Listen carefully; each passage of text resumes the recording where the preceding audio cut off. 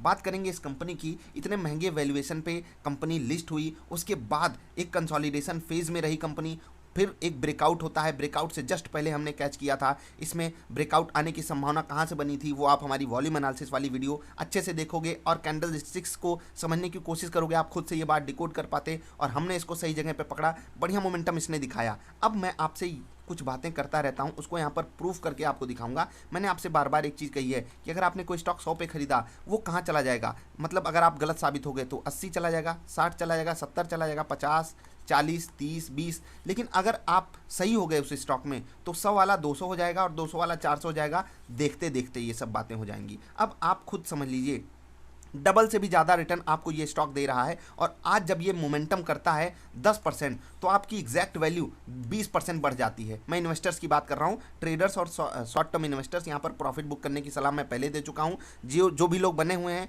वो अपनी पोजीशन पे बरकरार रहें। रिजल्ट देख लीजिए, रिजल्ट के बाद एक कंसोलिडेशन फेज आता है, वहाँ पर आपको स्टॉक को एक्यूमुलेट करना चाहिए। ट्रेडिंग के लिहाज से आप इसको ऐड भी कर सकते हो। वैल्यूएशन इतना महंगा क्यों जा रहा है इस कंपनी का, मैंने आपको पहले भी बताया था। जब ये कंपनी का IPO आया था उस वक्त भी मैंने आपको बताया था कि ये कंपनी इतनी बड़ी मल्टीबैगर साबित हो सकती है। और आपको पता है कि एकदम शुरू से मुझे ये चीज़ पसंद थी। ये कंपनी आप जाकर वीडियोज़ को देखिएगा, यहाँ पर हमारे 26 जनवरी का चमकता सितारा है ये।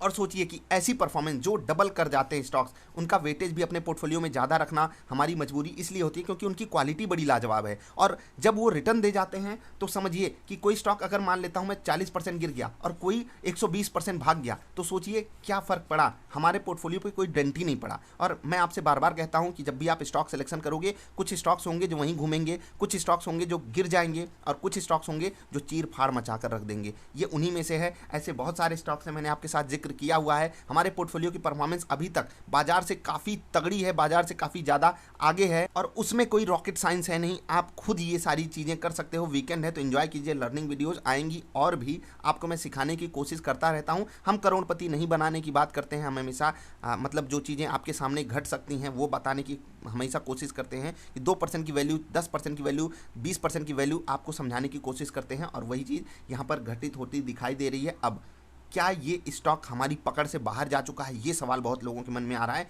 क्या अब हम इस स्टॉक को खरीद ही नहीं सकते? ये तो वही बात हो गई, क्या हम अब TCS को खरीद ही नहीं सकते? क्या TCS अब आपको बाइंग लेवल से नहीं देता? क्या विप्रो आपको बाइंग लेवल से नहीं देता?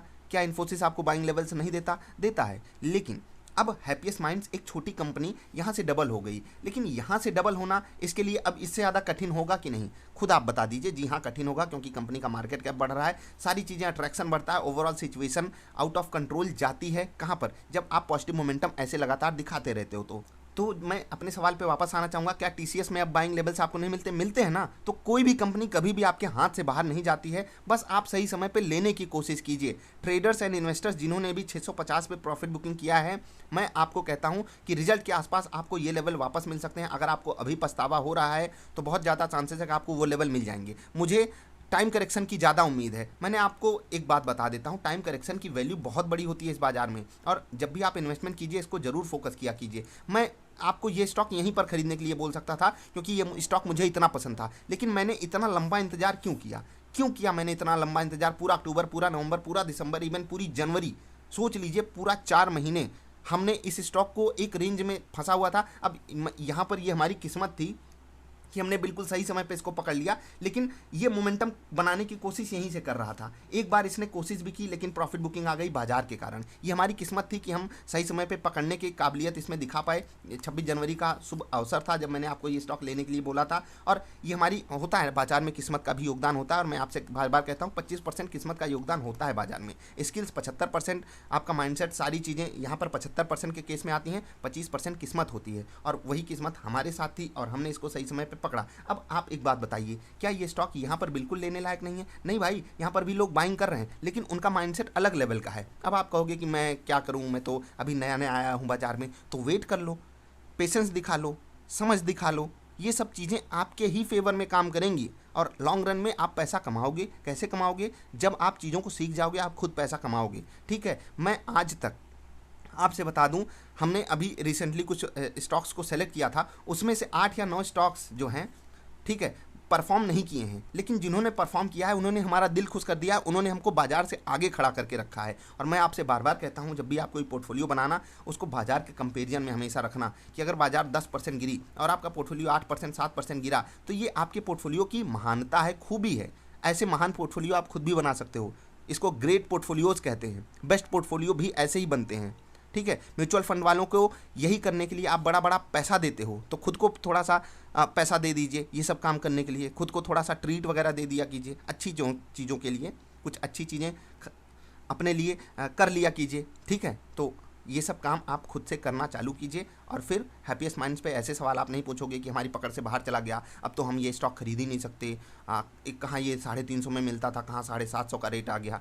तो भाई ये सब करना बंद करो। मैंने आपको बोला है फिर से, 650 का हमको वेट करना है। पहली चीज़, क्या मैं यहाँ पर सही होने ही वाला हूँ? नहीं। मैं भी आपसे बार बार कहता हूँ कि बाजार में 25% किस्मत का खेल है, ठीक है। तो आपको ये चीज़ एकदम कंसीडर करनी ही पड़ेगी। हो सकता है आपका लेवल किस्मत का अलग हो, आपको लगता हो 99% किस्मत है, 50% किस्मत है या 10% किस्मत है। मैंने इस पर एक सवाल भी पूछा था।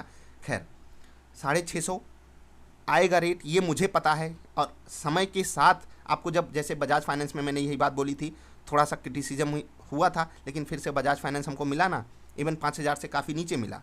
और वही हाल हो सकता है इसका भी हो सकता है हमको ये फिर से 520 540 के आसपास मिल जाए, जो कि बेस्ट बाइंग लेवल होगा प्रेजेंट सिचुएशन में। देखते हैं मार्केट कंडीशन कहाँ क्या हमको रोल दिखाती है। अब मैं आपको बता दूं, ये पॉजिटिव मोमेंटम इतना भयंकर इसमें रुक क्यों नहीं रहा है, ठीक है। बहुत ध्यान से समझिएगा। जितनी छोटी कंपनी है ये, उतना ही बेहतरीन इनका बिजनेस मॉडल है, उतना ही बेहतरीन इनके बिजनेस पार्टनर्स हैं। कमाल की परफॉर्मेंस उनकी तरफ से आती है, कमाल का रेवेन्यू ये जनरेट करते हैं। और बात इस बेस पे नहीं है कि इनका रेवेन्यू बहुत बड़ा है, बात इस बेस पे है कि इनका जो मैनेजमेंट करने का तरीका है बिजनेसेस को, और जो इनकी मैनेजमेंट की कमेंट्री है भविष्य को लेकर के, वो बहुत बहुत बहुत ज़्यादा ऑप्टिमिस्टिक है। मैं तो कहूँगा कि प्रेजेंट सिचुएशन में मेरे पोर्टफोलियो में अगर बहुत सारे स्टॉक्स हैं, उनमें से ये टॉप 5 स्टॉक्स में आता है जिनका मैनेजमेंट अपने बिजनेस को लेकर बहुत ज़्यादा ऑप्टिमिस्टिक है, बहुत ज़्यादा पॉजिटिव है। इसलिए मैंने इस कंपनी को इतने महंगे वैल्यूएशन पे खरीदने की सलाह आपको दी थी। और रही बात प्रॉफिट बुकिंग की, तो मैं आपको बार बार एक चीज़ कहता हूं कि जहां पर आपका पेट भरेगा आपको वहीं पर प्रॉफिट बुकिंग करनी है। अगर मैंने आपसे कहा प्रॉफिट बुक कीजिए, जैसे कुछ लोगों को पछतावा हो रहा है, सर आपने 650 पे बेचने के लिए बोल दिया, तो भाई मेरा पेट वहां पर भरा, आपका नहीं भरा, तो आप वेट कीजिए ना। मैंने तो इन्वेस्टर को हमेशा कहा है कि आप सिर्फ बाइंग लेवल्स ढूंढिए, सेल लेवल आपको तब ढूंढना है जब आपका टारगेट कंप्लीट हो जाए। टारगेट कैसे? Timely target. 10 साल के लिए मैं पैसा लगा रहा हूँ, 15 साल के लिए, और उस पर आप बिल्कुल गेम खेल सकते हो हैप्पीएस्ट माइंड्स पे। उस केस के लिए भी मैं आपको 720 पे खरीदने के लिए नहीं बोल रहा हूँ। ट्रेडिंग के लिए आप कर सकते हो, जो मर्जी वो कीजिए। समझ गए ना मैं क्या कहना चाहता हूँ? इंटेंशन समझा कीजिए। आपके पोर्टफोलियो में अच्छे भी स्टॉक्स होते हैं, बुरे भी स्टॉक्स होते हैं, लेकिन आपको रिटर्न कौन दिलाता है? जो बेहतरीन चलते हैं। लूजर्स भी होंगे, गेनर्स भी होंगे, लेकिन एक होगा आउट परफॉर्मर, वो आपको बढ़िया रिटर्न दे जाएगा। ढेर सारे आउट परफॉर्मर्स की हमने बात की हुई है पिछली कुछ वीडियोज में, आप उनको जरूर देख लीजिएगा। आई होप मैंने आपको क्लैरिफिकेशन दे दिया, तो आपको यहाँ पर तकलीफ नहीं होनी चाहिए। मुझे जिस रेट का इंतजार है, अगर वो नहीं आता है, मैं आपको समय समय पर आगाह करता रहूँगा। प्राइस करेक्शन जब भी होगा, टाइम करेक्शन जब भी होगा, उसके बाद मैं आपके लिए वीडियो हाजिर करूँगा। और यहाँ से आप जाते जाते एक और चीज़ सीख कर जाओगे कि मैं बाजार में हमेशा बाइंग के लिए बात क्यों नहीं करता हूं, क्योंकि हम एक स्टोरी की बात कर रहे हैं, और स्टोरी एक दिन में नहीं बनती है। और स्टोरी में एक होता है ना, एक ऐसा समय आता है जिसको कहते हैं ना, ये यहाँ से बात पलट गई, यहाँ से चीज़ें पलट गई, बस वो मौका आपको ढूंढना है। आप रोज़ अगर बाइंग लेवल्स ढूंढोगे तो वो कुछ स्टॉक्स में पॉसिबल होता है, ऐसा नहीं है बिल्कुल ही नहीं पॉसिबिलिटी होती, लेकिन फिर आपका सक्सेस रेशियो कम हो जाएगा। समझ रहे हैं ना? तो ऐसे ही आपको इन्वेस्टमेंट के लिए नज़र बनाकर रखनी होती है, पैनी नज़र बनाकर रखनी होती है। नज़र बनाकर रखिए हैप्पीएस्ट माइंड्स पे। जिन लोगों ने 650 पे प्रॉफिट बुकिंग किया है, आपके लेवल से 70 रुपये ऊपर है, कोई बात नहीं, इंतजार करोगे, बेटर रेट्स मिलेंगे। जो लोग बने हुए हैं वो अपने हिसाब से एडजस्ट करेंगे पोजीशन अपनी। स्मार्ट डिसीजन लेना वो आपके हाथ में है, मैं सिर्फ आपको चीज़ें बता सकता हूँ, ठीक है। मुझे जहाँ पसंद था लेने के लिए मैंने आपको बोला, मुझे जहाँ पसंद है बेचने के लिए मैंने आपको बोल दिया। ओवरऑल सिचुएशन मैंने आपके साथ रख दी। अब आपको स्मार्ट डिसीजन लेना है, अपना और अपनी फैमिली का ख्याल रखते रहना है, गर्म पानी का सेवन करना है, और दिन में 2 बार इंटेंस एक्सरसाइज जरूर करनी है। ऐसे ही स्टॉक सिलेक्शन के लिए आप हमारे साथ जुड़े रहिएगा। चैनल सब्सक्राइब करोगे तो ठीक है, नहीं करोगे तो भी अच्छी बात है। वीडियो लाइक कर देना, अगर पसंद आई, नहीं पसंद आई तो डिसलाइक भी कर सकते हो। अभी हम चलते हैं, आप बताना कि हैप्पीएस्ट माइंड्स आपको पसंद है या नहीं, और अगर पसंद है तो क्यों पसंद है। सारी चीज़ें हम कवर करेंगे, रिजल्ट भी इनका आपको आपके सामने पेश करेंगे। अभी आपसे अलविदा लेते हैं, मिलेंगे फिर से।